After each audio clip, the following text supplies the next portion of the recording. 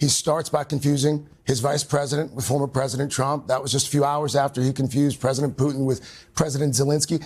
Did he allay those concerns last night? Well, those of us who are real close watchers of Joe Biden, we do know that he sometimes mangle words and phrases, but all of that is almost natural for people who grew up stuttering, and they do focus a little more. And when you focus a little more, you tend to lose the flow. But you're not saying that what we've seen from this president over the last few weeks is just a function of him stuttering.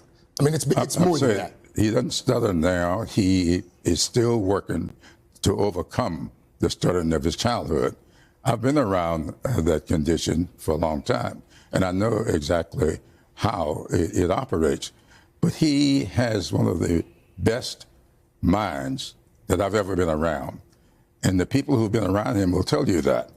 And so I would hope that we will focus on the substance of this man rather than these sometimes misspoken words and phrases and how he has run this country. But, Congressman, you've got 17 Democrats. One of them is sitting U.S. Senator who have called on their president to step aside. Former Speaker Nancy Pelosi 2 days ago saying, quote, it's up to the president to decide if he's going to run. We're all encouraging him to make that decision because time is running short. That is not a full-throated endorsement from your friend and former Speaker Nancy Pelosi.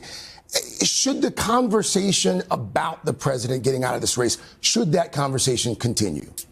No, it shouldn't. The conversation should be over. No, the conversation should focus on the record of this administration, on the alternative to his election, and let Joe Biden continue to make his own decisions about his future. He's earned that right, and I am going to give him that much respect.